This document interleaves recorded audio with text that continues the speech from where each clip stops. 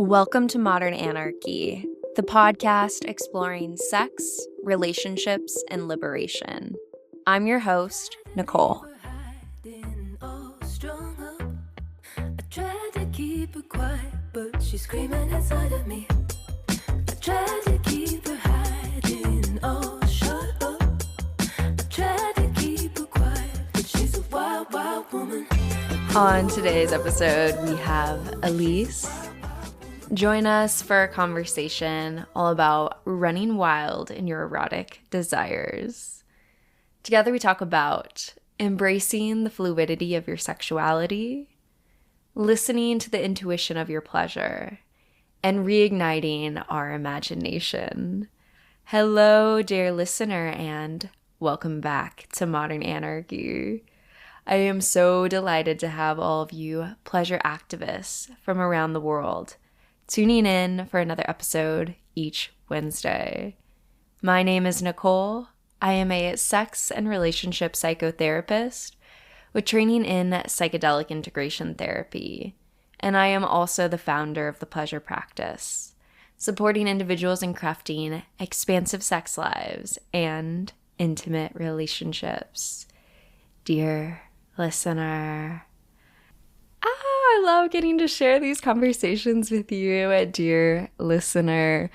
Liberation, liberation, liberation. Elise and I get into all of it. Our personal journeys, the vulnerability of the lessons that we've learned along the way. And yeah, as a researcher and a pleasure activist and a psychotherapist and a sex educator, I am passionate about all of our liberation.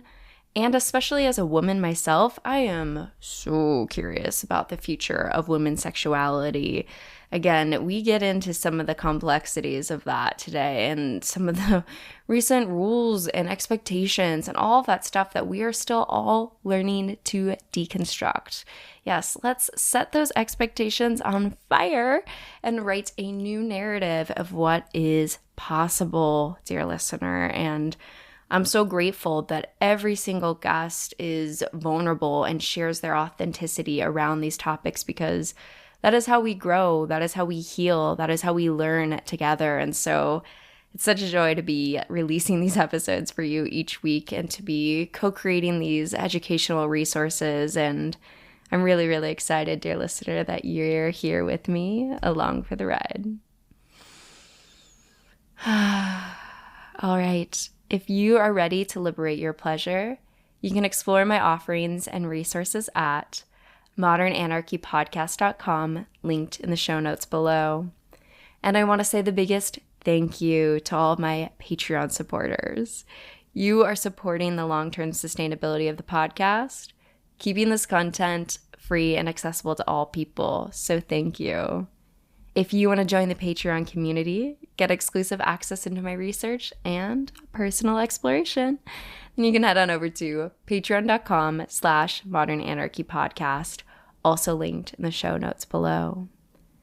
And with that, dear listener, please know that I am sending you all my love, and let's tune in to today's episode. So the first question that I ask each guest is, how would you introduce yourself to the listeners? I would introduce myself as Elise. Hi. I go by she, her. I'm a cis white female.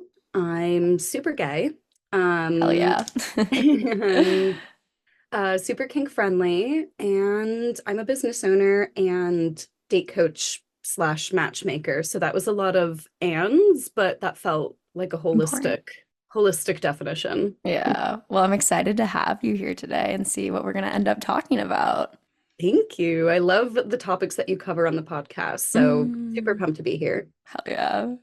I feel like we're going to end up talking about queer liberation and the freedom of relationships. There is so much I could say about that. Yeah, there's so much I could say. Let's go.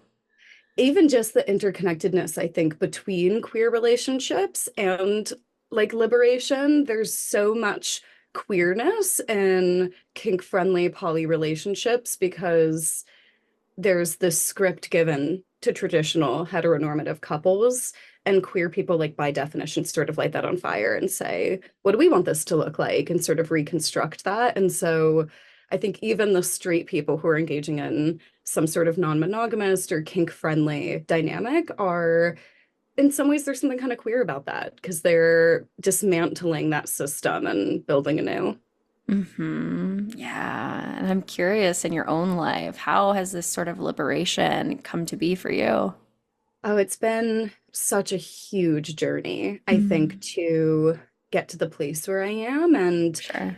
I'm such a big believer in our previous experiences, and sometimes even especially the bad ones, are so important and inform how we can do better.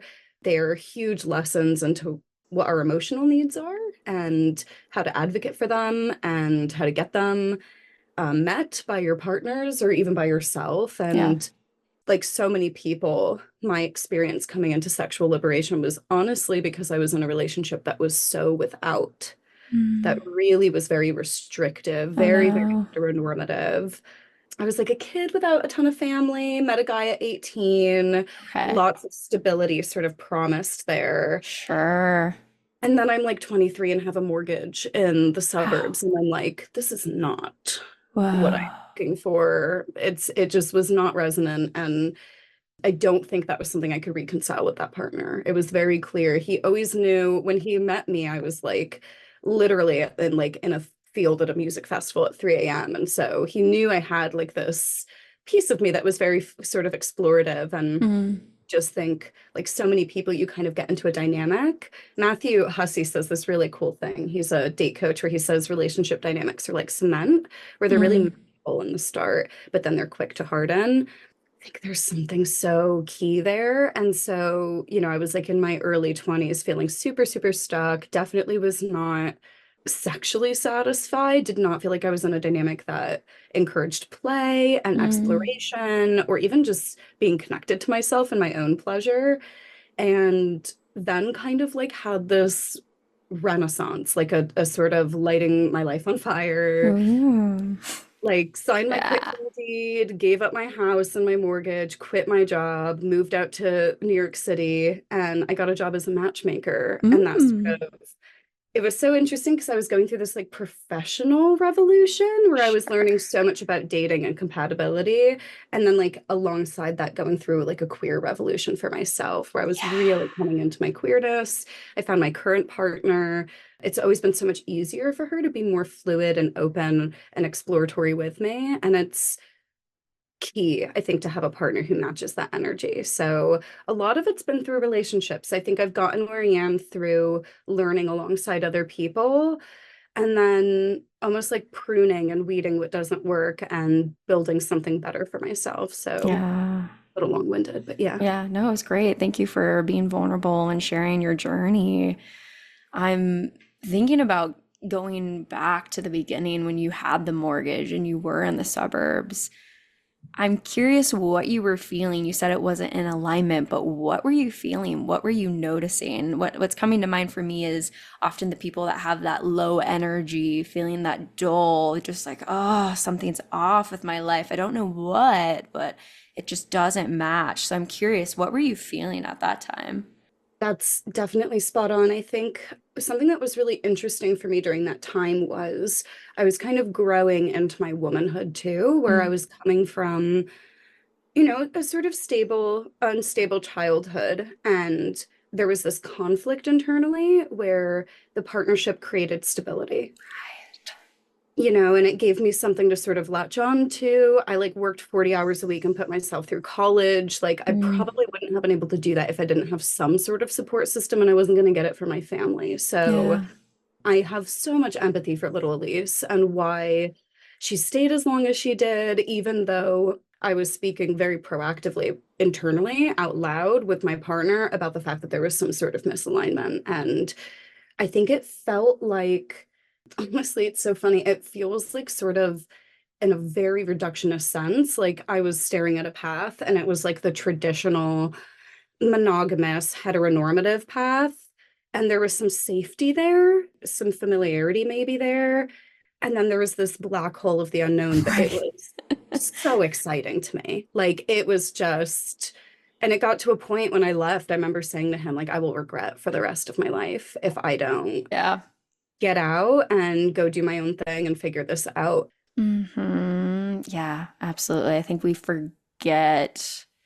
I don't know how to describe this well, but the ways that the people we are in relationship with shape our sense of self and our reality and everything. So, right, the compatibility piece, when you're with someone who doesn't have that same desire, that same vision for a lifestyle, you think, well, why don't I? Something's wrong with me. I'm the strange one, right? And then you meet someone who has that same vision, that same goal in life, and then you feel that resonance. You feel normal and like this is what people do, right? And I think we forget it's making me just think about, the ways that when we study like quantum mechanics, how the environment shifts the experience, right? And who's watching, who's observing or not, it shifts the experience of the atom. And I think that we kind of feel like we are individuals, and it's true. The individual atom exists, don't get me wrong, but we are shaped by our environment, right? And how much of that is that interplay with us, and how much, just even like you said, being in the suburbs, that lifestyle brought you down. It didn't feel right, right? It was not the environment for you. There was not fertile soil for your flowers to grow and blossom. And we don't get mad at the plant. We get mad at the soil and we say, this is not the right space for me to plant. And when I even look back on my own life, it's so hard because at the time I don't think I had the language for it. It was, I try to pin back to that version of myself who I grew up very Christian, got Yeah. the purity ring. I thought I So was going to be much to married by undo. 21. Yeah. So much to undo there. Yeah, just so much to untangle. Yeah. Yeah, absolutely. Absolutely. It's been a journey, quite the journey. And yeah, there was something about it that just didn't feel right. I didn't have the language, but when I looked out at my path before me, I couldn't see past like 25, 30 because I hated it so much. I was like, there's no way Yes. I'm gonna thrive and this is not okay. Like I do not see a future, Mm-hmm. right? And I think Mm-hmm. now where I'm sitting at, it's like, yeah, because that wasn't where you would thrive. That was not the soil for you, right? And so trying to get clearer now, even where I'm at now, of what it means to continue to ask that question of like, where is my pleasure? Where is the space that I thrive in relationally? And kind of still continue to flex that muscle of listening to that because I feel it. I'm sure you do too. And even in different relationships, platonic, sexual or not, spaces where we thrive, and then other Mm-hmm. spaces where maybe the frequency or the values are a little off, and you're like, this is not it. Yes, yes. I think something you mentioned earlier was just the idea of sort of the influence that other people have on us. And Big. it's like such a cliche, but it's like it's just so crucially important to pay attention to the influence that people do have on you and if it's a positive or negative one. And I think there's so many more traditionally minded people who, like, I just have felt very boxed in by. Like, there's this feeling of limitation. And I think we all want to feel like we can be expansive and playful and just not limited by where we currently are. Like, so just having this exploratory mindset with our identities, I think that's only a good thing. It's something that I actually talk a lot about in reference to the queer community too, because Sure. I think the queer community can be kind of funny sometimes about people who are newly questioning their sexuality. So there's sometimes this feeling of skepticism, and I just try to remind everybody that it's only a good thing to be playful with your identity. It's only a good thing to try on new labels and to see what works for you, to update language as you're learning about yourself. And I think not just with sexuality, but across the board, I wish people were less rigid in terms of how they viewed themselves and what they allowed themselves to experience and who they could become. Right, because the more rigid, the more repressed is where we see harm and violence when we really look at it, right? The more repression, the more rigidity, it's actually causing harm towards other people if we go that full route to look over at that space, right?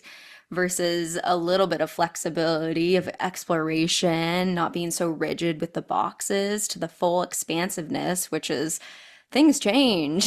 You know what I mean? Like you can think this is where I'm at right now and then it evolves. If I've learned anything in my own personal life is that my eroticism continues to evolve outside of my control, where I'm like, this thing no longer does it anymore. All right, we're here now. What do we do with this, you know? I think there's this fear oftentimes in partnership of Mm, change yeah. where it's almost like there's a homeostasis and there's like an underlying paranoia that if that's disrupted, then the whole thing sort of falls apart. But I, from experience in my own relationship, feel like the opposite is the best approach. So my girlfriend, for instance, has from the very beginning we met been really on board with every iteration of me that could come along and has always been really encouraging for Mm. me to explore those different parts of myself and is kind of excited by the idea of watching me grow and learn and change and is not threatened by that. And that's not the norm. Unfortunately, I talk to a lot of people about dating, and I think someone said to me recently that they find a lot of relationships, there's one person who desperately wants the other person to change, and there's one person who desperately wants their partner to stay the same. She said she finds it's often like men will want their women to be the woman that they found the first night. So it's like, I just wish she was that fun girl who she used to be. And women are like, we have 4 kids. I need you to show up. And these are huge, again, generalizations, but such an interesting concept to me because I think that quality of how willing someone is to give you that flexibility to adapt and change and explore yourself, there's something there that gives like a metric of health of the relationship. Because if someone expects you to stay the same, it's a conditional sort of love. It's Hmm. conditional on you performing the same role you've been performing. And so I want to help people undo that. I don't think it's the only way. No, yeah, because immediately when you were talking about your girlfriend and the way that she gives you, the way that, I don't want to use that language, gives, the way that she supports you in all of your expansion and all of your exploration, that is love. Yeah. That is the, the highest form of love, to be supportive of this other human before you and say, I want you to explore everything to your heart's content and hold your hand and root for you in that exploration until it no longer serves us, right? Or we die or wherever that is for you. But that true love of support. Wow. And I think that it's hard because we're all locked up in our own heads, right? And so we have concepts of people, right? This is who I started dating. And for all the while forgetting that every single day we are becoming someone Mm. new every day, which thank God, right? Thank God. Like we are changing and growing and evolving. But if you don't continually check in with your concept of that other person, you can get locked in that old concept and dream and spend a whole lifetime even longing for that past version of self, forgetting what's right in front of you. And so, what does it mean to be in that fluid state of acknowledging that change is inevitable? Your partner, the person that you're dating right now, is not going to be the person that you're dating in 10 years if you're still together, Yes. right? It's going to be a Mhm. new human, which is exciting, should be exciting. And so, what does it mean to be in that dynamic? That's what gets me like erotically excited. It's like, oh, like we're constantly changing. There is no staticness in our actual dynamic here. And so, I think that the more we can get flexible with the inevitability of change and the discomfort of that, the better we're going to be off in our relationships. Yes, I think there was something you said in there about like essentially just like it being a highest form of love. And there have been times, I don't think it's true that people who are open in their relationship style, I don't think it's true that it's a binary. So I don't think it's that you're either monogamous or you're open. I Hmm. think there's so many different kinds of non-monogamy that exist.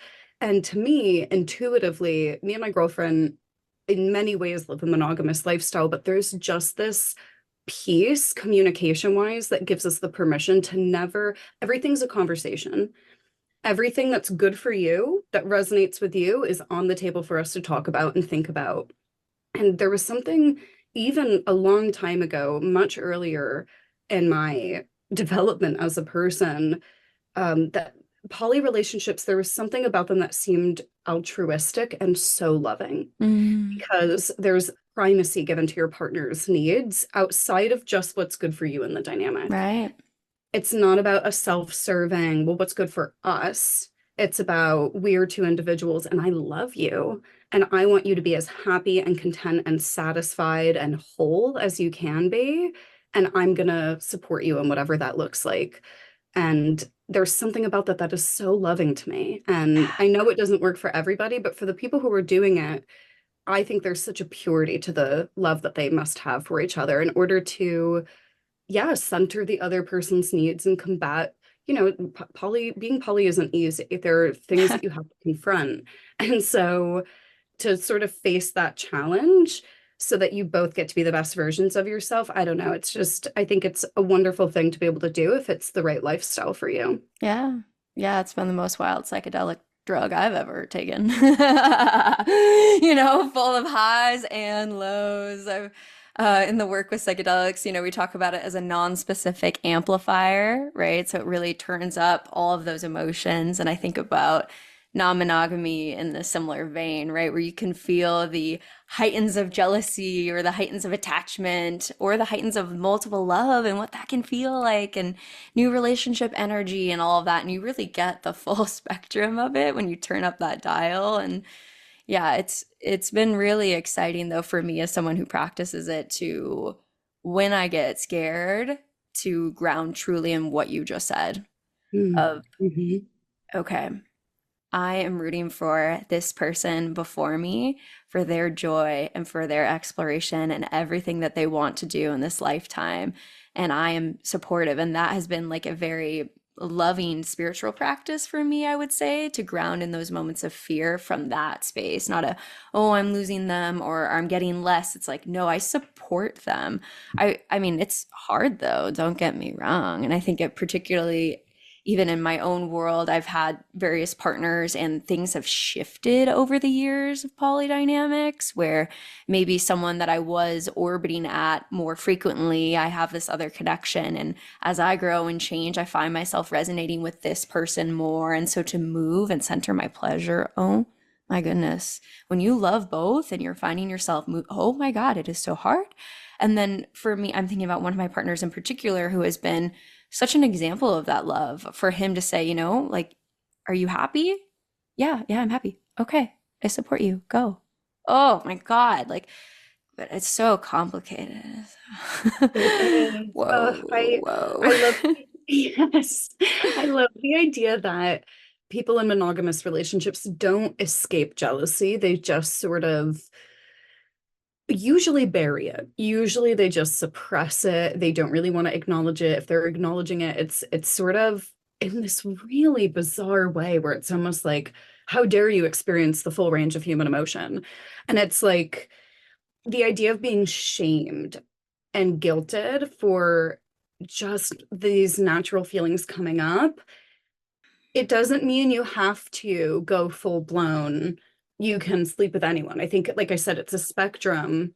But just like one thing that was so healing for me and my girlfriend is just being able to talk so Sure. openly about feelings that come up. Or we used to live in Jersey City. We'd go out in Brooklyn. There's a very open group out there, and we'd go and we'd sort of just be out and flirting and or even like we went to a sapphic event Mm-hmm. recently and they have like wristbands for if you're friends or you're flirting. And we Cute. were like, we're flirting tonight. Like, and like, even though I'll make out with her probably the whole night, I think it's just so fun to have someone who doesn't like demonize the part of me that is called to that, that thinks that that would be fun and exciting. And instead she's like, you go, babe, go have fun. Right, I'll see you in a right. little bit. And that's Mhm. just so liberating because it also puts the power back in my hands. So when I do decide to stay home, when I do decide to be with her, it's so genuine.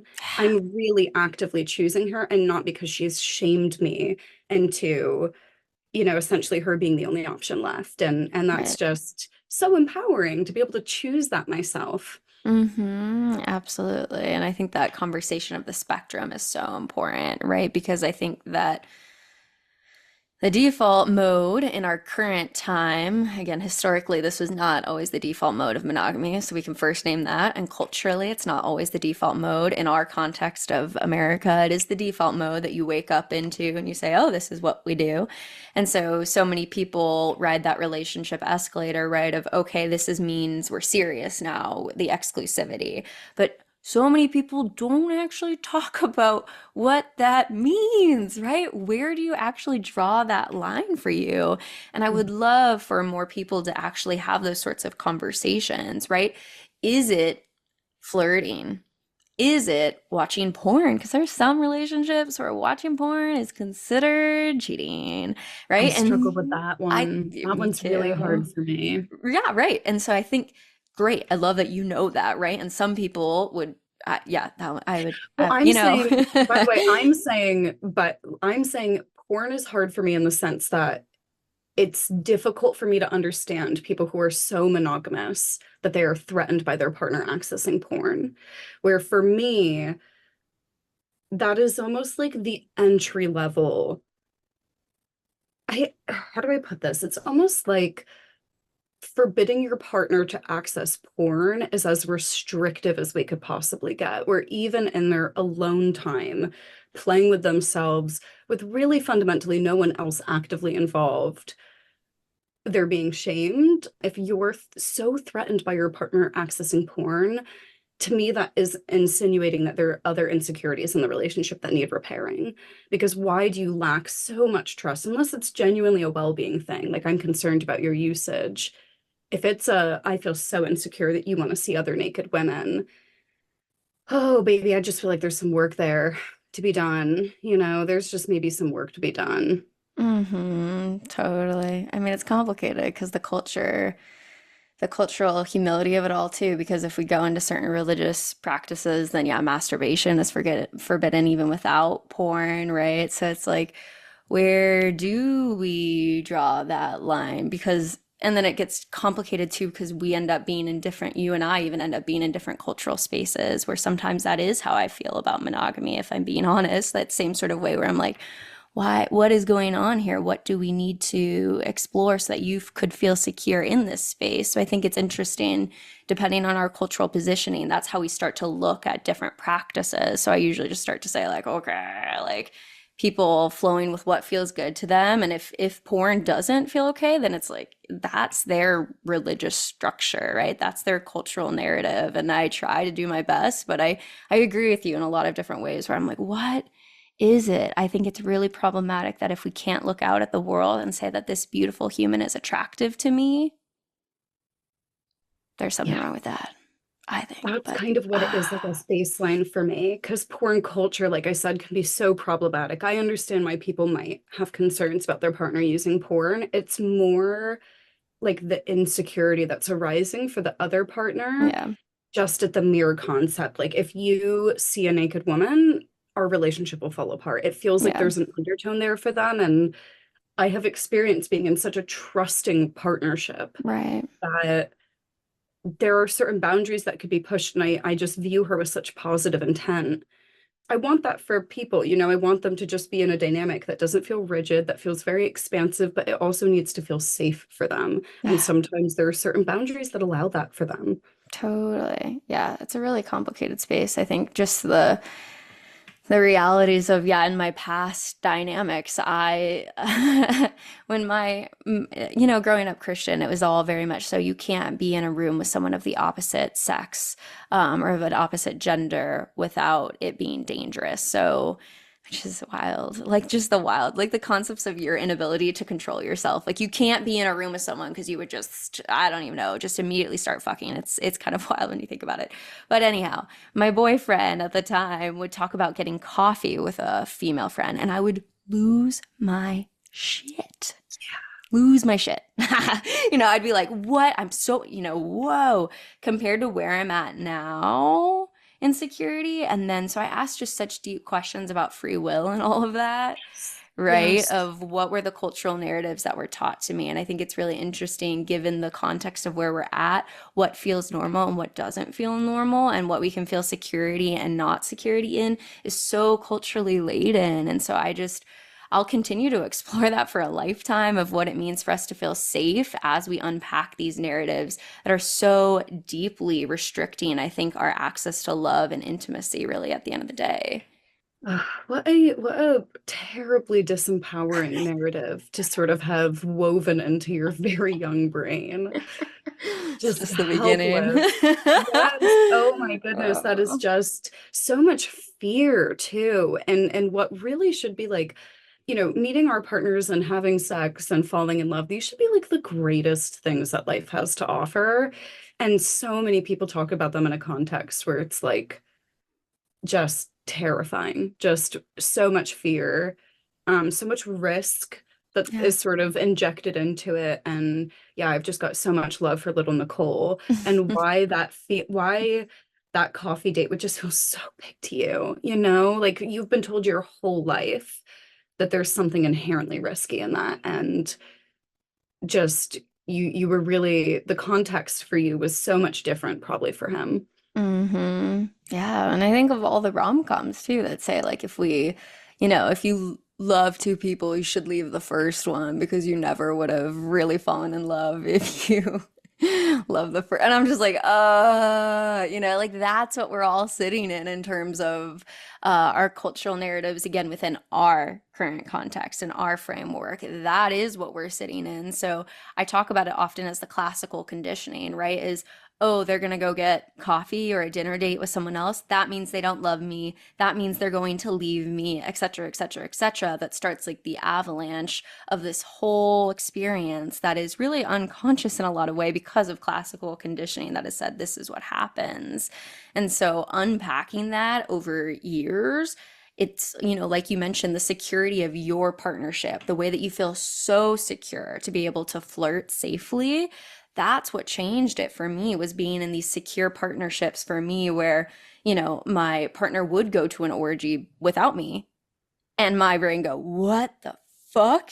But you know what ends up happening is they come back and they stay with me. And then it actually, like the coffee date, didn't end our relationship. And then I'm like, oh, whoa, what a rewiring of my brain. But at the end of the day, it is also complicated though, because time and energy is so limited. And so I think that, whether you choose to have kids or not, that's a question about your time and energy. And I think that that's my view of like when I think about non-monogamy or not, it's like these are questions about your time and energy and where do you want to invest it. We can be secure as we want, fly the whole plane around the world and we feel safe. But at the end of the day, what kind of time and energy do you want from your partners? And that maybe be in the space where it makes sense to want to have this sort of closed commitment because it is the time and energy commitment that you want. It's not about the insecurity, It's look, there's this, I love Adventure Time. I don't know if you ever watched Yeah, yeah, Adventure Time, yeah, but there's this quote where Jake goes, "Two is not efficient, yo."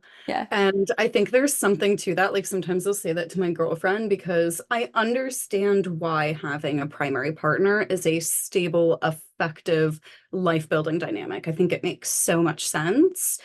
And I think something that's interesting for me as someone who maybe leans a little bit more open Hmm. is how drawn I am to having a primary Sure.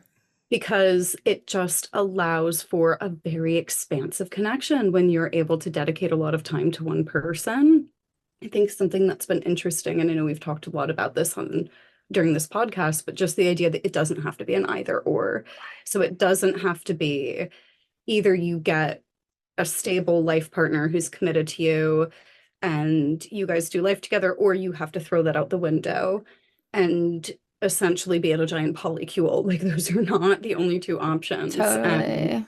yeah, there's so many different ways that we could build our relationships to serve us, and that could change so many different times as we continue to grow, like you were saying, sort of entering someone's orbit a little bit more. And maybe there's a coming back to, maybe there's people who you return to. And Yeah. so just giving yourself the freedom to organically make those movements based on what's best for you is just so empowering compared to some of those more restrictive Right. dynamics. Usually, most of the time, I think some people are really empowered by monogamy too, and by having a strong, firm understanding and certain boundaries. But yeah, I think everyone wants to be allowed to explore themselves. Right, exactly. And find out what works for them. Just because I rock climb doesn't mean that everybody should be rock climbing, right? Or just because I love psychedelics and the power of where it goes doesn't mean that everyone should, or that I'm more enlightened because I love psychedelics, right? Like there's, I think, the space for the diversity of all of it. And oh man, there's so much talk within the non-monogamy community of being anti-primary. When I first started learning about it, I kind of stepped into the movement where that was part of already the conversation of no primaries, no primaries, no primaries.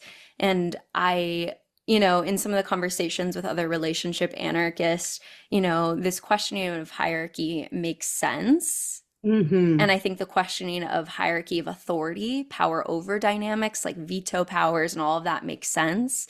And then where I'm scratching for language is, okay, time and energy is limited. I want a depth of connection that is so deep.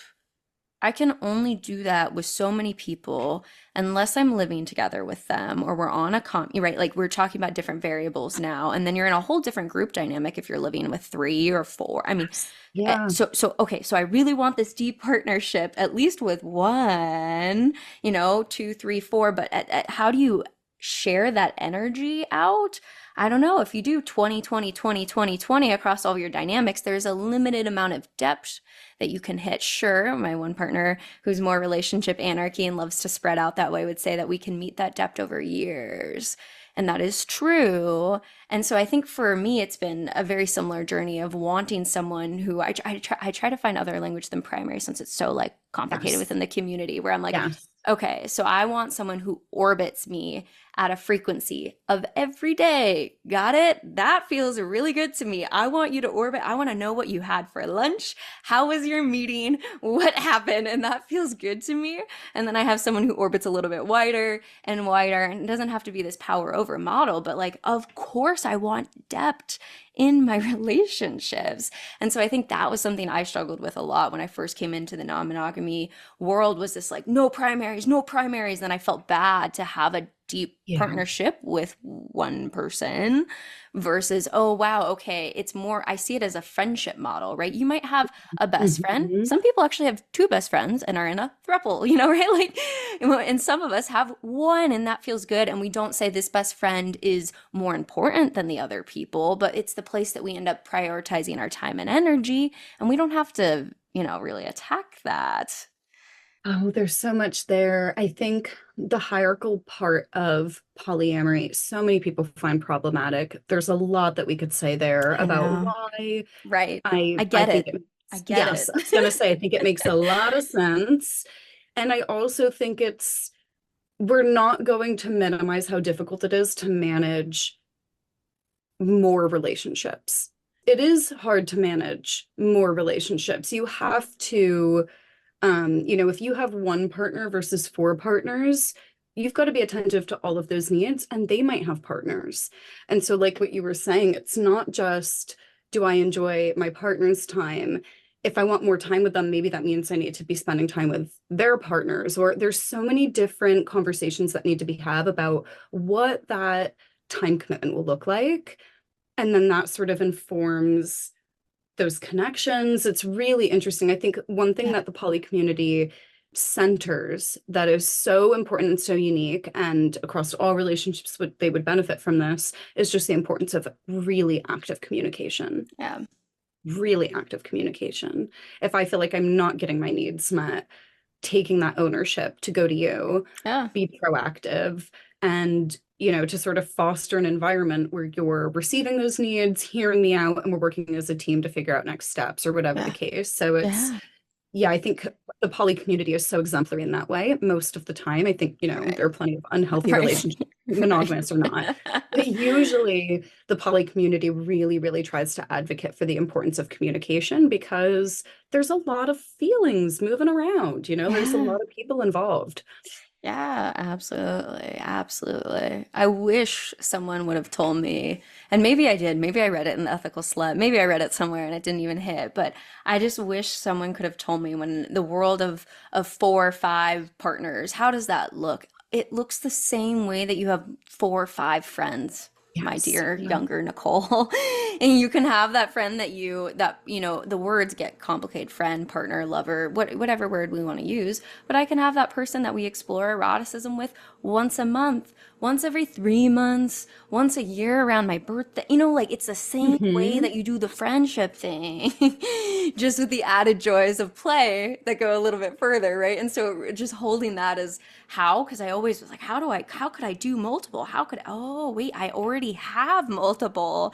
I just don't have sex with all of them. I can absolutely add sex into the equation and keep the same sort of spaciousness of this wide world. But yeah, the ability to communicate that's it's been a learned lesson, particularly with sex, because it's such a complicated thing for most of us. So to find my language in sexual connections that vary at various orbits and frequencies, that's been really tricky. And I think that kind of like you were saying earlier, the love and the spaciousness that we can hold in these dynamics to support the spiritual development of our partners. That's one way I ground in those moments of jealousy. But it's also a really important moment to acknowledge what I want or need. It is an Mm. indicator. Because, yeah, I take the Yes. step one of like, okay, I support them. I support this liberation for myself, and we're in this together. But also, what is that flaring up that I actually want and or need in this dynamic or with someone else? And I try to cue into that hard. So instead of it coming to my partners with like that rage or that crying or the tears, I'll come and say like, I'm feeling a lot. This is what I think I need. Can we have this met? How do you know? And that muscle, wow.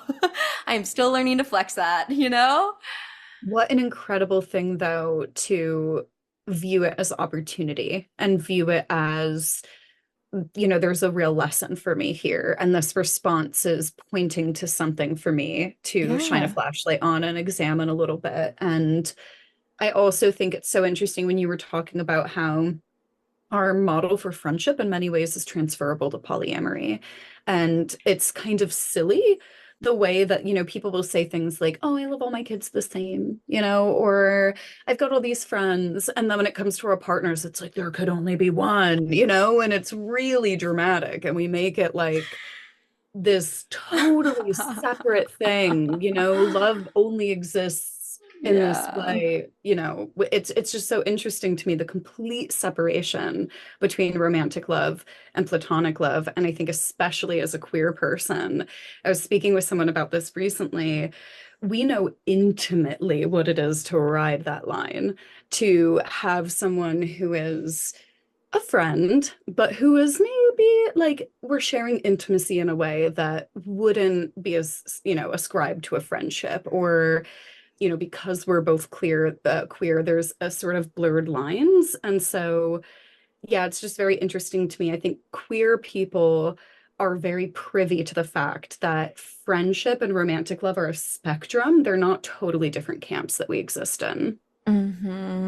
Yeah, because yeah, where do you draw the line? My friends, you know, when practicing relationship anarchy, I like to get clear on the labels that feel authentic to both of us, right? And I might even use a different label than they use, right? And the complexities of all of that. But my friends, people that I don't have sex with, will bring me flowers, right? We'll write love letters and sit and snuggle on the beach together, right? And then I'll have people that I have sex with where we don't do any of that, right? It's like, where do we draw these lines of the boxes? And I think this is, like you're saying, it's so clear how we can, it's facts. We all have multiple relationships, just facts, right? Like, I don't know who you are. You were born into this world, and as babies, we cannot thrive on our own. So you had some relationship at some point, and I would bet that you have friends and a community, okay?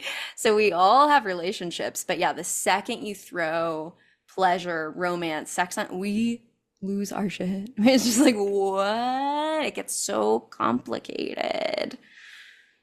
I think because we view it in almost this like very binary way, a lot of people who are, and this is just my opinion, but a lot of people who do lean more monogamous and may feel threatened by any form of intimacy. So that I'm not saying their partner sleeping with someone. I'm Sure. saying, they have one-on-one time with someone of the opposite sex or whatever that looks Yeah. like for them. I think monogamous people sometimes miss out on what you've described with your friends, where there is nothing harmful, innately sexual, innately threatening about someone engaging with you in that way, where it's like bringing flowers, is sort of maintaining this emotional connection, maybe even like affection, touching. Yeah. Me and Taryn both have really touchy-feely, lovey friends. Love And it. I Yeah. remember one time we were introducing some new people, and they were less touchy-feely. They were a married Sure. straight couple. I think they had been together a long time.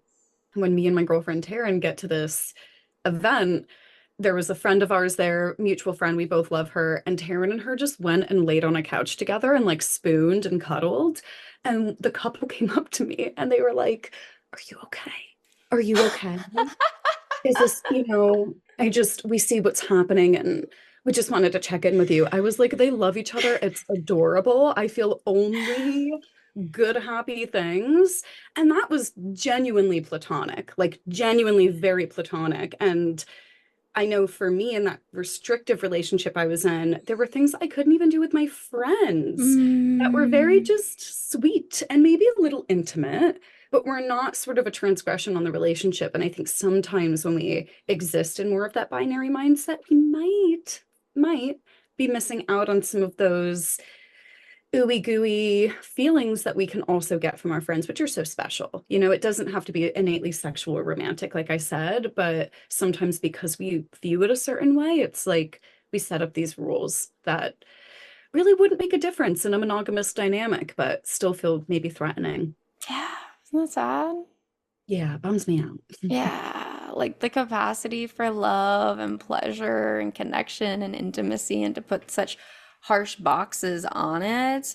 And then, particularly, I mean, it's just heartbreaking when I look at the research of long-term eroticism dying and, and you're just like, Yes. okay, like we've put so many boxes to protect this thing that ends up like often crumbling in many long years, and particularly the research shows for women, it crumbles Mm. faster than men. And so I'm like, damn, you put so many boxes around it, and are you thriving? Are you really? I mean, you're safe, but are you actually thriving? What would it mean to have more space to snuggle? What would it mean to have these other sorts of connections? But you're right, there's so much tied up in it. I'm thinking about my first time having a threesome with my two partners, and man, it was so funny because when I look back on it, the sex part was good. I loved that. That was gorgeous. It was so great. I think probably because of my positionality of like reading all that research, there's some level of maybe more spaciousness with the erotic sex part where I'm like, great, like I love that we can all play and have sex together. That feels comfortable. Like the snuggle for you, that feels comfortable for me. Where when I saw him hold her hand in the car and start to like just gently caress her hand, I lost my shit. I was like, what do you mean that you're caressing her hand? It's the romantic piece for me that hit way harder than the sex, where I was like, whoa, what does it mean that you're loving on her in that way? All the while, like, that's something that my partner could have done with his mom to console her in the loss of, like, let me hold your hand, those small things and all of the meaning making behind it. Yeah, I find that real fascinating. Like the things that, yeah, feel different for each one of us and what Yeah. hits us, how we interpret that, and the meaning making, the potential loss and fears that could come with that. Because my brain was like, oh, she's the pretty object. He's way more interested in her now. I'm just dull and no longer important. Like all of the list of thoughts that were running through my head. Like, oh, The ability for our dumb human brains to internalize right away. No evidence that you need to internalize this, but we just I go right there. know. We're like, actually, I think it's me and my worth. Like I know I love your separation of the romantic and the sexual, because when you said that, I like observed in myself like a sympathetic response. Like like I could imagine that being more triggering than like straight up penetration. Right, right, right. Like I was like, I watched you penetrate her was cool, but yes. your tiny little thumb rubbing her hand feels too intimate. Like it's very, and also I love that repositioning of, it's so funny too, because I think different people, it's different too, where in the past I had some partners who were more selective. Mm. And that made me feel special. I Oh, felt yeah. special. I felt like this person who didn't often open up was opening up to Totally. me. And then that was threatening to me to watch them explore with other people. But I've also had partners where like my heart explodes with joy watching them Mm. interact together. And it's like only a good thing. And I'm like, I love these people. They love me. We all love each other. Really almost like wholesome. And so it's really funny how it's not just a one size fits all. It's not that Nicole's always going to get jealous every time she sees someone engaging in something that's more romantic or intimate. It's that certain situations might just surprise us with like what comes up. And like you said, that's such a good stopping point to reflect and say, this is creating a reaction in me. Why is that? And just burying down and sort of exploring that. I'm Yeah. so proud of you for giving yourself the tools because honestly, Nicole, like the background you're describing is not one that sets you up to go down this path of centering your own needs and exploring yourself and sort of putting shame and guilt that was placed on you, not inherent to you, placed on you to the side so that you could do that. That is a tremendously brave thing to do. Mm. Thank you. Yeah. No, I mean that. I really do. Do you mind me asking how did this start for you? What catalyzed catalyzed this for you? Yeah. I remember being in a long-term relationship with one guy, and I had yet to explore my full queerness with sobriety. That's the first step, right? I've explored it drunk, but never sobriety. And so then I was in this long-term heterosexual monogamous relationship and feeling bored. I loved him. Don't get me wrong. I love this man very much, but I was bored. And then I remember watching some HBO shows that had play parties. And I was like, wow, like this is so cool. I think I'd love to do that one day. How exciting. But I had no idea how to do this. No idea. No idea at all. Okay. And then so he breaks up with me. I am devastated, excited to explore my queerness, but devastated. The first person that I go on a date with on Hinge, we connect. It's great. The sex is lovely. And then he tells me indirectly, this is a part of the whole story too, it's complicated, indirectly that he's poly. And I look at him and I say, if you really loved me, you would only be with me and I wouldn't have to share you. So no. And I walked away. And, I walked away a little bit and then kept hanging out with him because the sex is really good.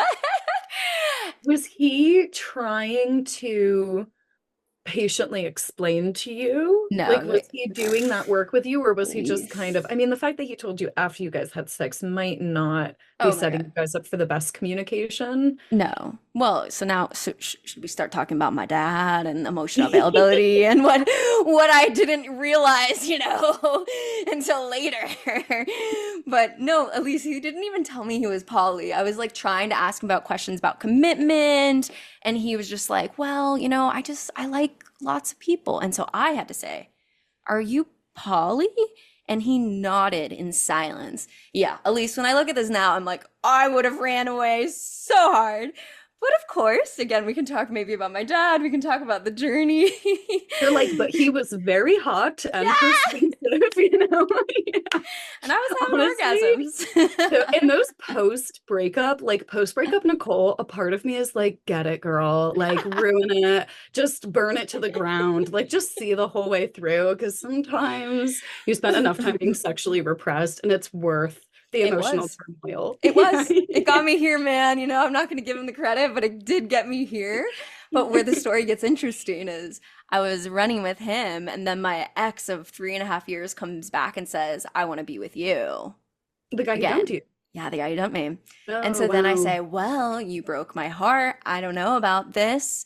And again, thinking about I was feeling more bored in our sexual dynamic, and I'm having this great sex over here. And now I'm like, I'm not going to give up this pleasure. I couldn't even imagine.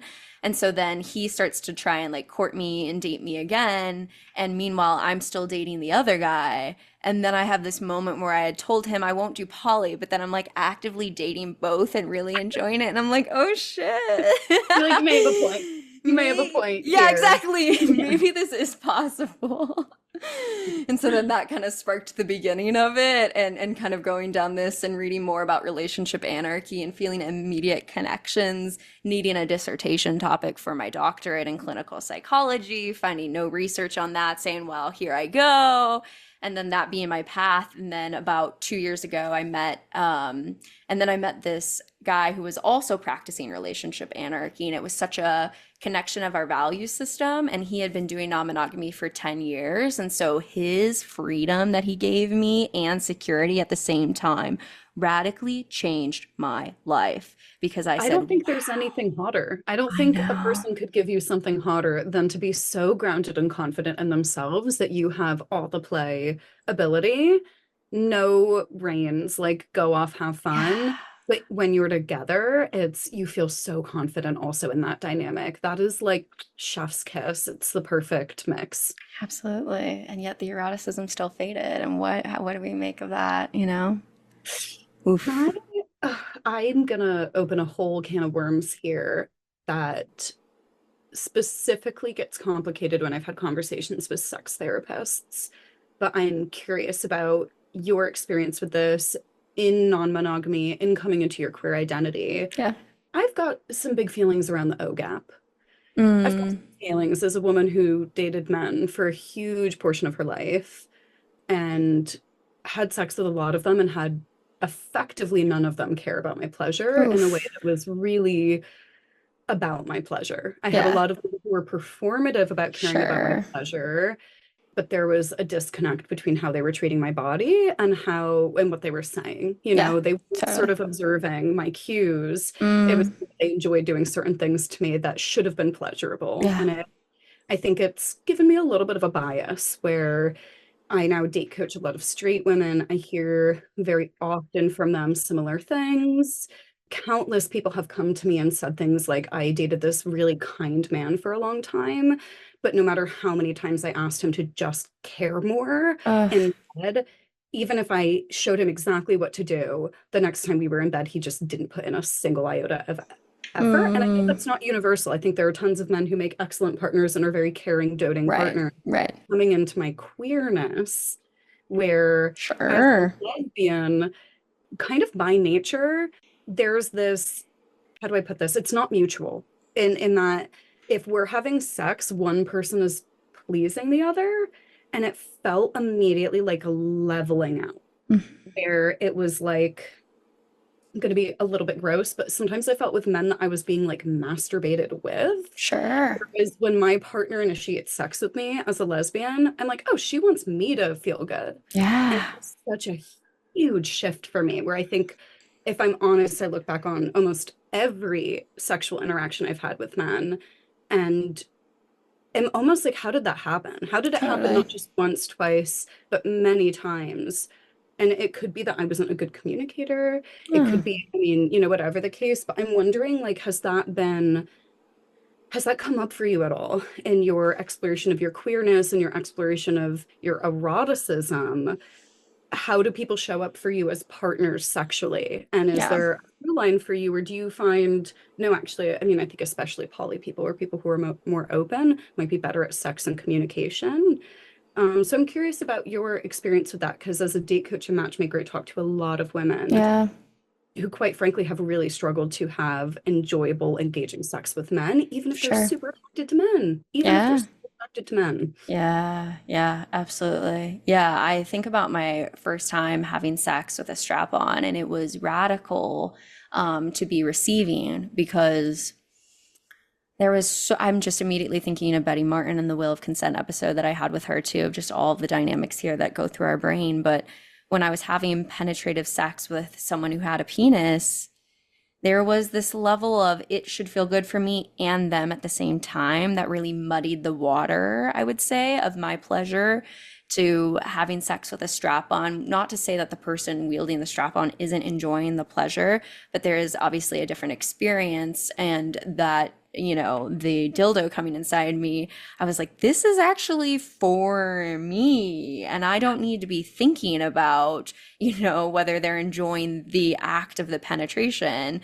And so that really allowed me to center my pleasure in a really radical way that I had never done before in my heterosexual experiences.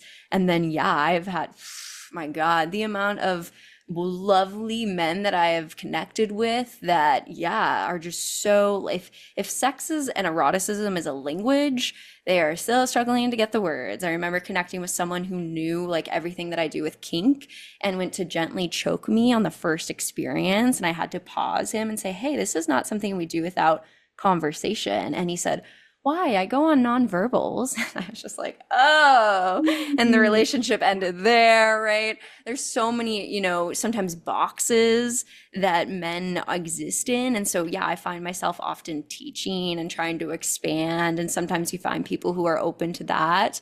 Or, yeah, the other partner that I was referencing is someone who has always centered my pleasure and always been there and does so much of that. And yet, still the eroticism complexities are there. And that's where I think about what Jessica Fern had said with me in her conversation about the spaciousness of non-monogamy and how sometimes when you are so spacious, say you're only seeing your partner once a week for a year, do you know how much longer it's going to take for you to really see parts of that person that you might see in a dynamic where you see them every single day? And so as you continue to do that, you get more of that full picture, but it might take years for you to hit some of the things that maybe you would have noticed in a couple of months. And then the complexities of that. And I think that's where I'm at with it. It's like, oh, you can have these beautiful people, but the reality is the more you learn about people, sometimes they grow with you and sometimes you feel like you grow in different ways that separate. And so for me, I'm in this process of learning that I can still so deeply love this person.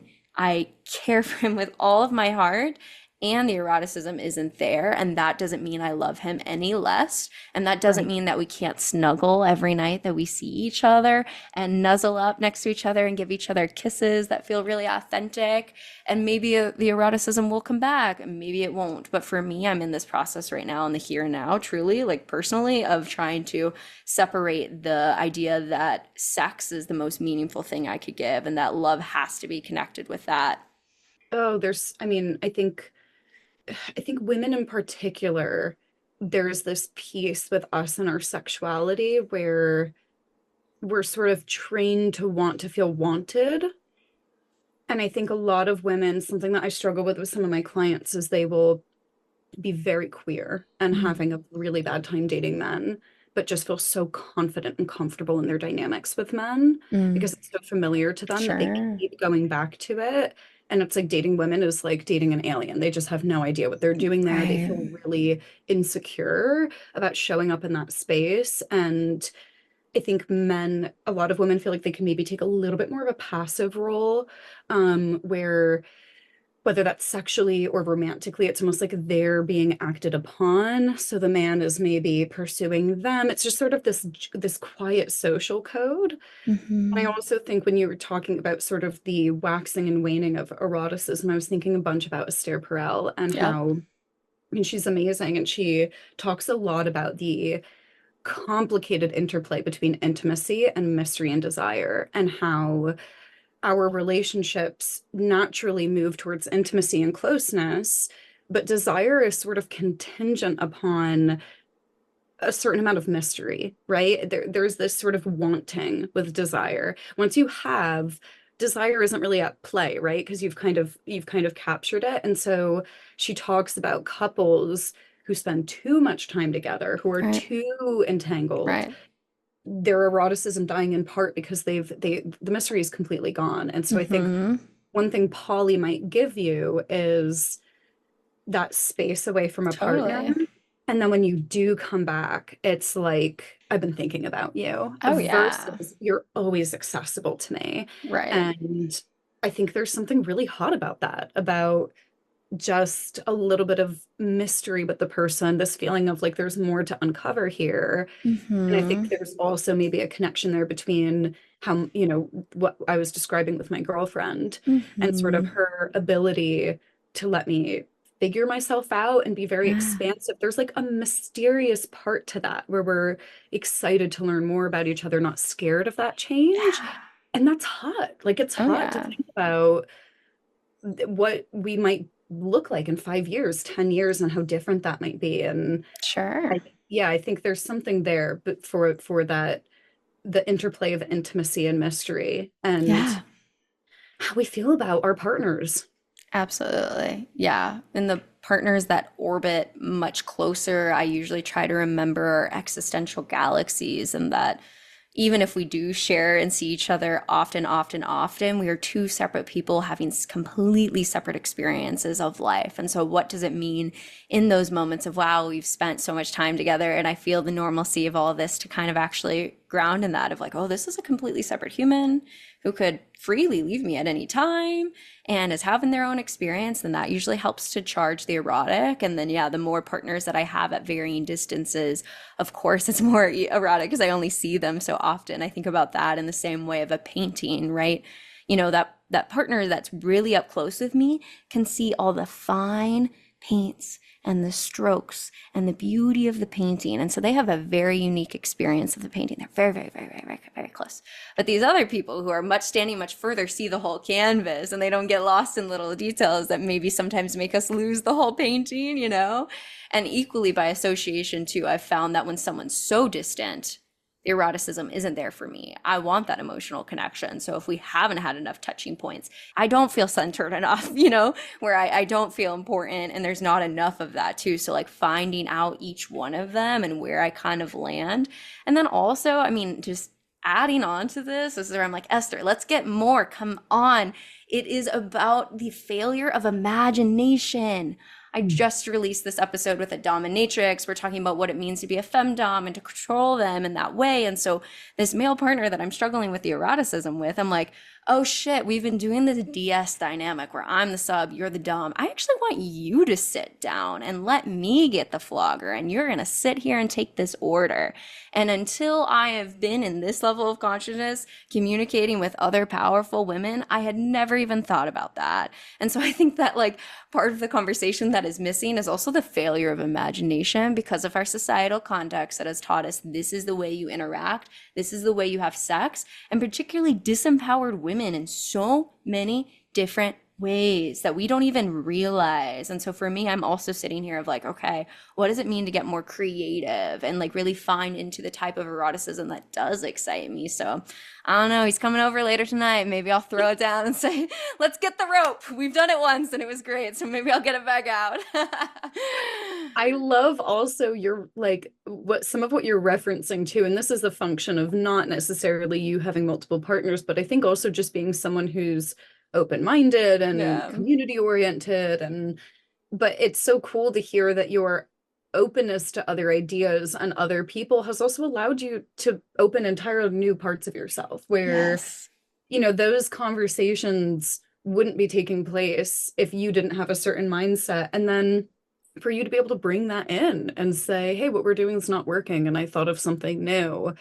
That is so expansive. Isn't that just what we all want? Like to be able to explore and play. And yeah, I love the idea that your access to multiple partners only allows you more inquiry into yourself and Sure. more, you know, exploring of the different facets of who you are. Oh yeah, it's been the most enlightening thing I've ever done because again, I felt like, oh, I'm jealous, and then I realized, oh wow, there is so much more because I'm not as jealous depending on how further out someone orbits me. Have multiple, I don't care. Oh, so jealousy is about my fear of losing these resources, not about the actual act. Like there's been so much I've learned through having multiple that I didn't know until I did. And now I'm realizing I'm able to kind of like look at these different pieces, compare, contrast, and find so much. And I'm thinking too about what we had said earlier in the conversation of what it means to support your partner in all of their development and how we get locked into certain concepts of self, right? So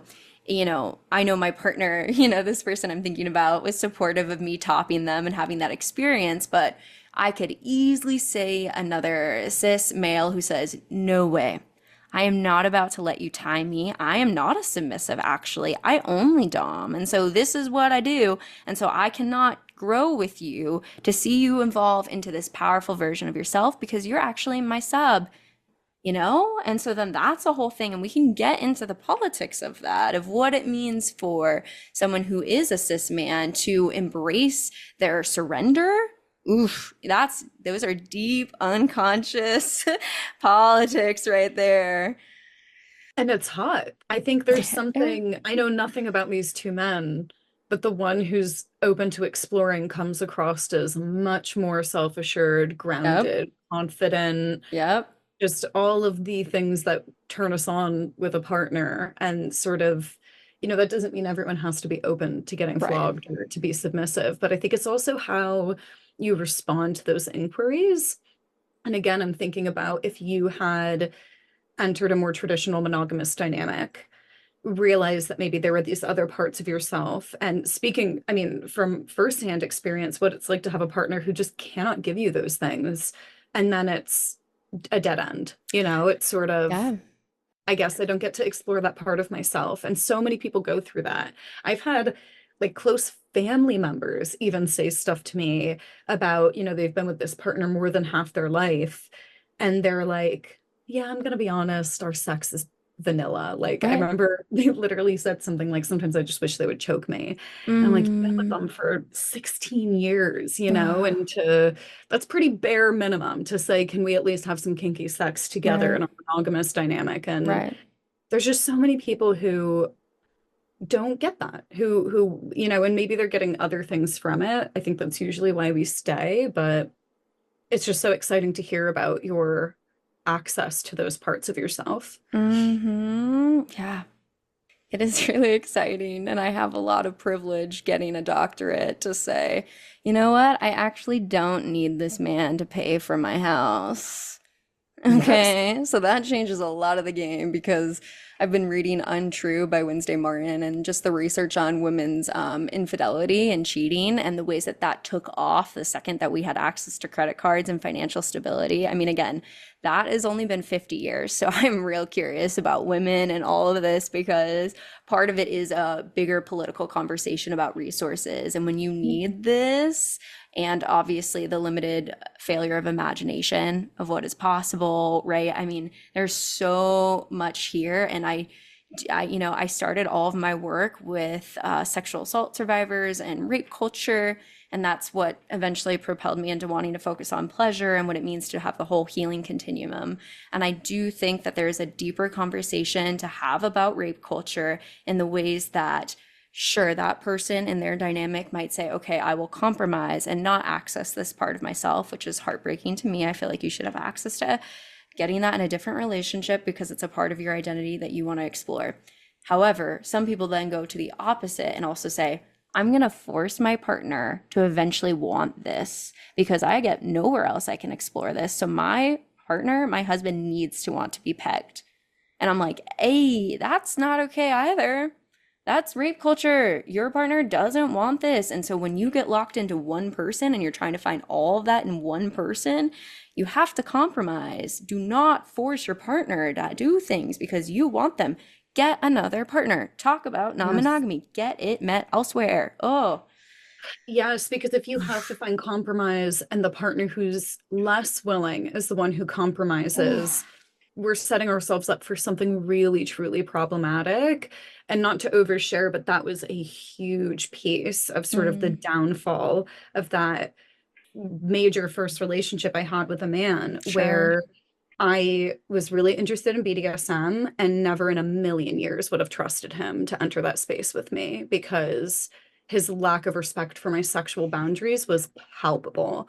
And I think it is so interesting to look back on that and how casual I was about having sex I really genuinely did not want to have, Mm, and that both me and my partner knew I didn't want to be having. mm, What a remarkable thing to look back on and think both me and him knew I did not want to be having sex so much of the time we were having sex. And often, and this is maybe in some ways not fair to him, if anything, I was like, this isn't a huge inconvenience to me, just get it over with. And I'm just like, geez, little Elise, like, I think that that partner had some of his own problems, but I also think some of it is like we're just socialized in these really problematic ways. And then we autopilot, and all of a sudden we find ourselves in a dynamic where we're like, how the heck did I get here?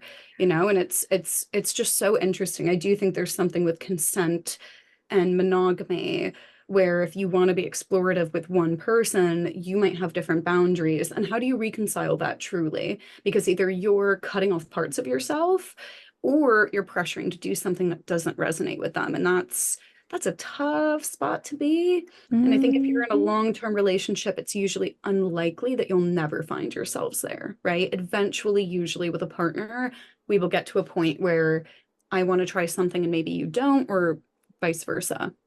Yeah, absolutely. Yes. Underline, underline, underline.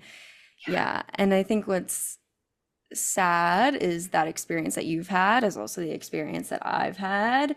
And we know hundreds of thousands of people, and particularly women, are having right now because Yeah. they love that person. And I Mhm. have loved that person. I have absolutely loved that person. And so I thought, this is what I do. Yes. Particularly growing up in Christianity, I was taught you're going to give your body to your husband. Mhm. So, yeah, that sex I actually don't want to have. Well, this is how I love him. Stop. Stop having sex you don't want to have. That has been a big thing for me too, is in this world of multiplicity, I get to have sex that I want and makes me excited. There is no, oh, well, they want it, so I guess I will. No, go get it with Mhm. somebody else. That's why we do this. Go get it with somebody else. I only have sex and I'm like, fuck yeah, let's go. Where are we going? What are we doing tonight? Like, I am ready, you know? Like, Enthusiastic oh, kind. Yes. yes, yes. And sometimes building it too, where I'm like, I want this, let's build this together. So it's not always like the hot, I'm dripping constantly. Sometimes we throw the lube on there and we build it from there, you know? But it's always an abundant yes, Yeah. and never something that is out of obligation. And so, man, when I hear that in my clients and around the world, I am like, stop having sex with that person. But again, that is then, say you have 3 kids, that's the Yeah. person that pays the bills. And if you don't do this, what? Oh, and then now we're back into the politics of women's liberation and having enough money and caretaking, community, and Yes. we're just back in the same spiral. So, Oh, and it's something that, you know, really is resonant with me too. I think most of my motivation for having that sex that I did not want to have was because, and I think a lot of women relate to this, it was the one tool I had to kind of pull him in emotionally. yep. Oh, yeah. He was really emotionally disengaged, but after we Mm-hmm. had sex, he was a little bit better. And I think there was an element of, you know, I'm a kid who grew up on food stamps and I'm in Mm, college working my ass off. What am I going to do if not this? And then you just sort of gaslight the shit out of yourself because once you start to accept what the situation really looks like, it's destabilizing, right? You've created this sort of system in your life and it's going to fall apart once you sort of acknowledge it. And yeah, it was just remarkable to watch myself like wake up and be like, what the fuck am I doing? Why am I mhm. here? And just very interesting to look back on. And Yeah. I think circling back on something I said earlier on, I would absolutely, without a doubt, not have the kind of relationship that I do now without the lessons that I learned Right. from those past dynamics. I don't think he was a bad person. I think we were really incompatible. And I think that we sort of fell into these really problematic dynamics that, quite frankly, were not serving either of us. It's not fun as much as I wish he was more respectful of my boundaries. And there's some issues that I take with him there. There's also something to be said about the fact that he deserves to have sex with someone who enjoys having sex with him. Like that's a given. And so it's a tough place. I think there is something with women and sort of, you know, we're kind of coming out of this dependence on men. And we are seeing already just a huge change. I mean, the conversations taking place over these past years around weaponized incompetence or, you know, financial abuse or the importance of, yeah, I think also coming from a generation maybe where we saw a lot of divorce. I know for me, I was like, I know what it's like to have a mom who really struggles after divorce because she was stay at home. And so it's informing so much of how our generation and the next generation we're making different Yeah. choices. than our Hmm. parents did. I'm very interested to see where it goes because I think there's in many ways a crisis of culture in the US right now. I think men are experiencing a little bit of a displacement in terms of what their role is and not really knowing how to adapt with that. And I think it's going to be a remarkably interesting next decade or so. Yeah, I appreciate that you understand why I see this as such a large feminist issue, our pleasure and our sexuality for our psychology, right? As a psychotherapist, I see this so deeply linked, okay? Like, where's your pleasure? Because at the end of the day, sexuality is intimacy, sexuality is a meditation, sexuality is play. And there's so many political pieces that are tied into our access to that, like you're naming the way that because of the patriarchy, the majority of men don't have the emotional skills to be able to name their feelings. And Yeah. so, yeah, sex is the one way that they feel connected. And so they can take that, they can only communicate through that. And so, so many people are in that, let alone, yeah, the financial pieces of this all.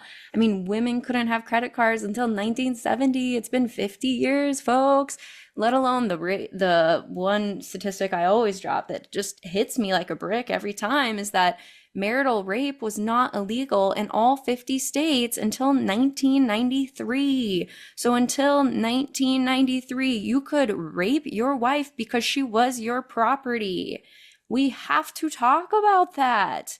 If we don't think that that is still in our culture, you need to wake up. Oh, it's so deep. It runs so deep. I mean, it's crazy even. I don't know, not to like out my mom and my grandma here, but I think also observing them Yeah. and just how wildly void their entire sexual experience from conception to now they're, seniors. They don't have really any good example of centering their own pleasure. I think that they were taught that women sacrifice and do what's right for the family. And oftentimes that looks like satisfying your husband. And it's remarkable how recent, and yet people put this huge distance between us and this very recent history that informs so much of our political systems, our social environment. And I think that we're not very good at acknowledging those undercurrents that are sort of feeding this bigger machine. Yep. Yeah. I know. I I'm know not it good at it. hits. It hits hard. It hits real hard. And it hits in my own life, right? When I look back and I would have told you I'm straight and I am monogamous. How dare you say that I'm queer, right? Like all of that. Yeah, yeah. The free will questions about these desires that we have, the ways that in the past I've been unattracted to men who cry. We can't just be like, oh, that's just who I am. And this is just where I sit. No, our societal context shapes what we are attracted to, what we deem as normal, what we consider to be loving. And until we get that larger, bigger concept of the ways that that is impacting us, we are asleep at the wheel. So I'm here to talk about it. You know what I mean? That is where I see my path is just continuing to talk about it. And for myself, I live in community. That's a really big part of my relationship anarchy is what does it mean to be interdependent? What does it mean to be in community with other people? And there's also a really deep feminist part of myself that continues to say, be more selfish. Hmm. Because for years we have been socially conditioned to be people pleasers. Let me caretake, let me do that. And so I don't want to be selfish, but I also feel this need to tell myself, no, center your pleasure even harder. If you don't want to do that thing, don't. You are not compelled to meet people in these spaces erotically, right? And so I just continue to try and run that too as well. And if I could give anything to women, it would be that is get more clear on what you want and run for it. Run, because like we're talking about, women have not had access to this. And so you are a part of a new generation that is going to make a different world for the generations coming up. And you have so much more privilege in America to run with it now than years past. And so let's write a new history. Let's write a new narrative. Whew. Yeah, no, I love also like I talk sometimes with my clients about this idea of like a love map. Mm. And love maps, I think were introduced by a psychologist in like the 70s or something. I've got to take a look. But love maps are essentially the concept that all of our experiences inform how we define romantic love and how we define a Sure. good partner. Yeah. And so that's everything from how mom and dad interact with each other, the way that Disney princesses are treated, the media that we're consuming Yep. is sort of, there's so much that we pick up, under the age of 10 that Right. informs how we're thinking about partners and romanticism. And one thing that I think people underestimate is the ability for that love map to change. And so as a matchmaker, I'll have people come to me and have incredibly restrictive rules, and often ones that are not really, they're kind of off base. Like I remember I had one client say to me, I really earnestly believe that my husband could only be from one of three schools, London Business, Harvard, or Stanford. And that was really deep for her, really deep for her. And when I asked her and just tried to learn more about what in her love map took place, that this was sort of the archetype of a good partner, her response to me, very heartbreakingly and very, I mean, it was very clarifying, was, do you not think I'm good enough to get men like that? And so it was almost like she was using this caliber of success, this sort of metric of success to measure her self-worth. And so if men like that could really love me, and that's also so complicated. And I think all it can take sometimes is to meet one person who like completely creates this new branch, right? Like that guy who you met who was like, actually, I'm kind of poly, and it like planted a seed. And then, yes, this whole vision you had for what a good partnership would look like for you changed. And, I joke with my girlfriend, I've been queer since I was in my teens, but I dated like all straight women mostly. Like I was the queer one, if anything. I used to say to Taryn, like I was the papa, like I Mm, was the one who was in charge. And it yeah. was like straight women would find me and be like, I think I'm gay. Do you want to make out? Yeah. Yeah. Yeah. Very different to date a woman who's masc and dominant, a completely different role. And I Sure. think especially for someone who could it falls somewhere between pan, bi, lesbian, that was really cool for me because I think there was something missing with femme women sometimes, like a certain energy there. Sure. And I had these rules in my head about what that could look like. So there's only certain people I could be attracted to. And yeah, sometimes it just takes one person to like blow that up in your face and create these whole new set of possibilities for you. Yeah, absolutely. This is why the podcast is free and available for all people. I hope I do that for someone that they say, she does what? How? I think there's Yes. a lot of politics in that. And the reality is that way previous me would have first prayed for me and said, oh, girl, that girl needs so much prayer. She is so off the rocker. And then other parts of me would have been so jealous of who the hell does she think she is? Rah, like, and I think coming back to jealousy, right? Those are really important moments when we get jealous of other women. What is it that you see in them that you want, that you think you can't have? And that's been an enlightening process for me, right? And so I think that sitting here, people get mad, people throw, the fire at the woman who's the witch, right? And so I really appreciate getting to have conversations like this, though, with someone who can be vulnerable like you about your work and your own lived experience and mine, and can be really raw and authentic about the personal, because the personal is the political, right? You and I have lived these experiences. We see it in our clients. And then when you look at the larger societal implications, we have to be talking about this. So I hope, if anything, that this podcast can be one of those things where people get jealous and raged at and are confused and ask deeper questions and maybe go down the rabbit hole with me? Yes, yes. And me and you talked briefly before the podcast about how open and vulnerable and personal I was willing to get. And I think something that's been so palpable for me is if I'm going to ask other people to be vulnerable, I need to give a little bit of that to them because Mhm. it's scary to be questioning yourself and exploring these sort of hidden parts of yourself.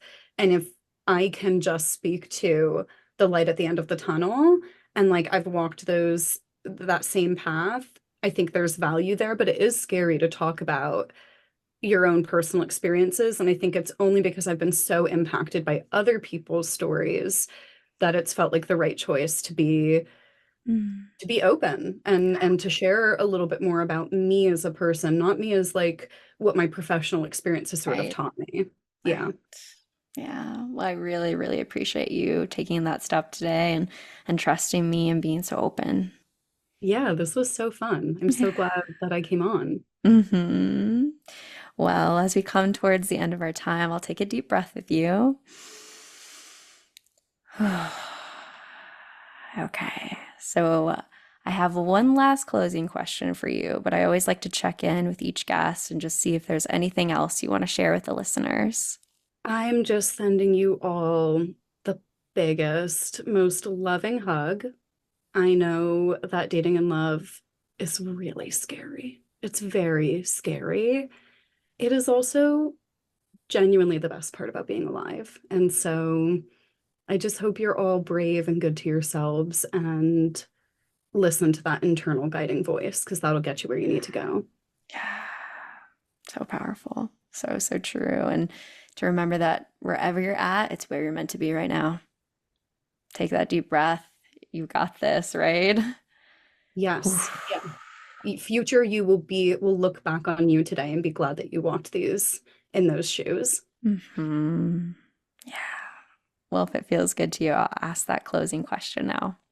I'm ready. Okay. So, the one question that I ask everybody on the podcast is, what is one thing that you wish other people knew was more normal? Such a good one. I wish people knew it was normal to not fully know where you stand in terms of your sexuality. And I wish people had more of a comfortable, sort of a comfortability and acceptance with that. I think it's okay to not know for sure if you're queer. I think it's okay to not know for sure if you're straight. I don't think that you need to panic and redefine who you are as a person. I think it's just so normal to question your sexuality and explore that. And I want people to do that, knowing that it's normal and do it with like a sense of wonder and fun because it's a genuinely fantastic, amazing thing to explore in yourself. Even if the answer is actually I am straight. I am going to go back to what I know. That's okay too. But I think exploring that within yourself is incredibly normal. Almost, I would bet you pretty much every person on the planet has done it at some point and be gentle with yourself if things come up that are unexpected. Right. Yeah. Change is the only constant, my friend. Yeah, buckle up, babe. Buckle up. Right? You know, it's just like if you could get comfortable with that idea in multiple areas of your life, one, I think life will be a little bit more enjoyable, and particularly in our sexuality. But what you're saying rings so true to my journey of, oh, I'm so straight. Well, I'm queer. Oh, okay, I'm queer. Well, wait, what if I've been socially conditioned to like men and I actually don't like any of them and I'm actually a lesbian? The amount of years I spent in that space going, oh no, where's the box? Where's the box? Where's the box? And one day being in therapy, I don't think I need a box. I think Yes. I'm just gonna see what excites me, you know? And then living in that freedom, like that was radical. So if I could go back to younger Nicole and be like, stop trying to figure it out. It's expansive. Play, follow your heart. It's gonna change. Get comfortable with that. I think I would have been a little bit easier on myself back then, you know? Yes, yes. Something that cracks my friends up and probably would get me like an eye roll or two from some lesbians is I am not strict about my labels. So like I will often call myself lesbian and then sometimes I'll call myself bi and sometimes I'll call myself pan. And if someone were to question me, hey, you said you were a lesbian last week and you just called yourself bi, I would just be like, yep, like that's how I felt then. This is how I'm feeling now. And it's so interesting, I think, observing like the people closest to me and even their confusion with that. And to me, it's so, of course, I would change my labels depending on how I'm feeling that day, or especially because sex and romanticism is so complicated. It's not the case that, I think having sex with men can be fun, but I find them often really emotionally unengaging. Is that because I'm gay or is that because I haven't met the right man? I don't know the answer to that. And I think there's a big part of me that's just leaving it open and is Yeah. just acknowledging that truth for myself, but not necessarily boxing myself in anywhere. Are you Yeah. laughing? Because that's like exactly where you've It's just been. like the more you get emotional insight and communication skills, yeah, the more that gap between like maybe your traditional patriarchally hurt cis man, that gap becomes more and more apparent. And I'm only Yes. here right now. I can't even imagine, you know, like it does like narrow the pool down really hard because they just can't talk Yes. about their emotions. And that hurt, that breaks my heart for them. But like my attraction is not there. Yes, if you're a bi woman, bless your heart if you've dated women and now you're trying to date men again because they're totally awful women. You know, I know that to Right, be the of course. case. But most women who start to date women report like, this woman is bringing me flowers and calls me every Right, night right. and is the kindest, most attentive partner I've ever had. And it's like absolutely mind-boggling for them. And then maybe Good. they break up and they go, oh, maybe I'll date men again. And I think it's just harder because I it's a love different that. role and it's a Yeah. different space. And I think it's almost like you've seen too much, you know, it's like, Oh, yeah. hell yeah. Oh, hell yeah. And I love that for them. Like, I love that you're raising your bar even higher. They're like, I know what it is to be eaten out attentively now, Yeah. and I'm not going back. You know, it's Right. Right. I recorded with someone once who was talking about how they were like giving their husband a blowjob because he helped out at Thanksgiving. And I was like, dude, I don't mean to break it to you, but I've got two cis men cooking me dinner during the week. Like, and I don't give them blowjobs for that. Like, we gotta raise this bar. Like, anytime we're raising the bar on our treatment, I'm like, fuck yeah, let's, good. you're like, if anything, they make me dinner and then I come. You're Yeah. like, the possibilities are endless for you here. You know, it's like, geez. Yeah, Oh failure of God. imagination, right? Failure of Yes. imagination. Totally. Yes, girl, dream bigger. Oh, it's so Totally. hard though. Like we don't know what we don't know. And I think sometimes we just think it's normal. We just think that's what you do. You blow Yeah. your husband for some help with a holiday dinner. You know, Right. it's like Dun, dun, dun, so dun, dun. big hugs to all of those women out there Yeah, feeling that way. totally. Well, it's been such a joy to have you on the podcast. Thank you. It's been so, so fun. Yeah, well, I'm definitely gonna stay in touch with you Yeah. and would love to just maintain this connection and be a part of this community. I love the Mm. conversations that you're Oh. having and the way that your brain works. And Mm. yeah, I'm just really glad that you're creating this space for everybody. Thank you. Thank you so much. I'm getting better at taking compliments and not immediately giving it back to you. So I'm gonna say thank you. Yeah, there you go, babe. Yeah. Takes And practice. it is, it is. And for all the listeners who want to stay connected with you and your work, where can they find you and your business? Yes. So I have a website, consciousconnections-datecoaching.com. And then I also have an Instagram that's a super easy place to find me. And that's Your Dating Co-Pilot as my Instagram handle. So feel free to check me out. I have a newsletter. I try to jam pack with all sorts of resources. And as a matchmaker, I have a lot of single people who are looking for dates. So you can all email me, message me, whatever, and I'll see if I can get you like a free date Hell because yeah. I've got clients looking for them. Hell yeah. Great. Well, thank you for joining me today. It's been such a blast. Yeah, you're the best, Nicole. Thank you so much for having me. And yeah, hope to see you soon. If you enjoyed today's episode, then leave us a 5-star review wherever you listen to your podcast. And head on over to modernanarchypodcast.com to get resources and learn more about all the things we talked about on today's episode. I want to thank you for tuning in, and I will see you all next week.